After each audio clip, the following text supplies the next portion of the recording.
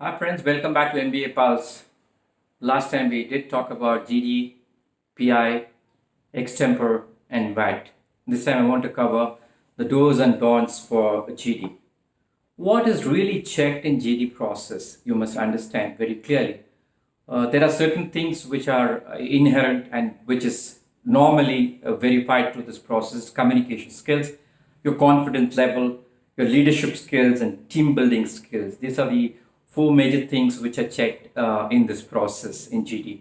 And if you talk about what they're really looking at is your alertness and your ability to have a presence of mind to change according to what people speak or the subject. The first thing is the first impression. So when you talk about impression, you have to be formally dressed for a GDPI process and don't go in casual dress, and dressing does matter. Then when you want to enter into discussion, you have to enter strategically. The first thing you must do, take a piece of paper, jot down 10 points on the subject, and never jump into a subject if you're not sure about it.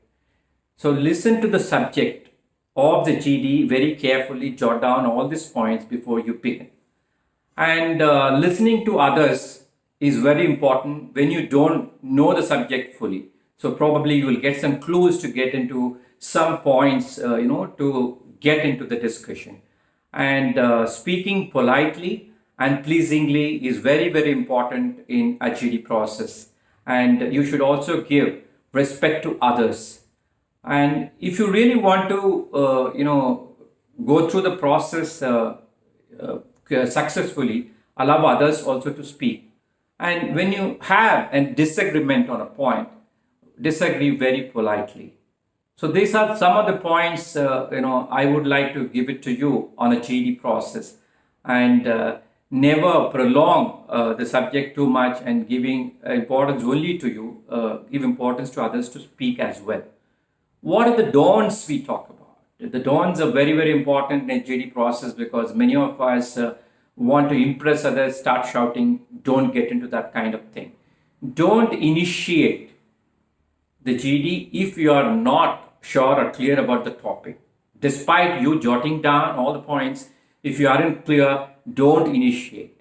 And probably you can join in the middle because you may get some clues from some of the points your other members are talking. And never be aggressive in GD. That's not going to be viewed positively by the evaluators. Do not speak over or do not overspeak. Both are applicable in this case. And never look at the evaluator when you are talking on a GD topic, because that gives a very, very negative impression to the evaluators. They are looking at it for their concurrence or their consent on his point or her point. Don't talk irrelevant things to distract. And when I talk about do's, definitely you have to give the facts and figures when you know the points very clearly.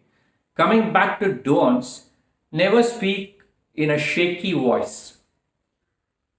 There are some people who are not used to public speaking may get into a situation of hands trembling.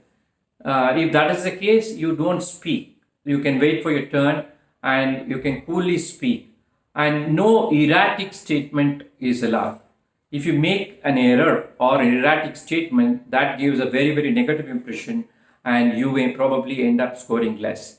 And don't ask others to speak because it will embarrass the members of the team.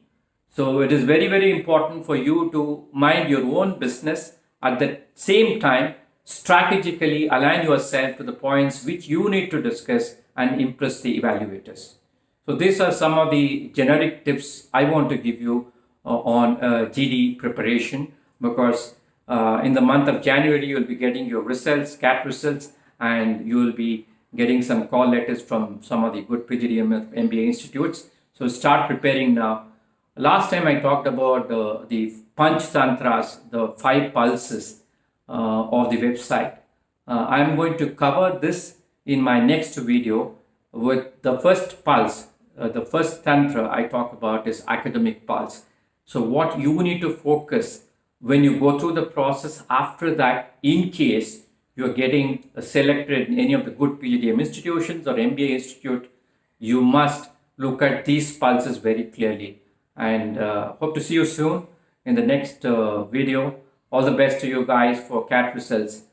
And please subscribe to my channel MBA Pulse in YouTube, and also follow me on www.mba-pulse.com. Thank you so much.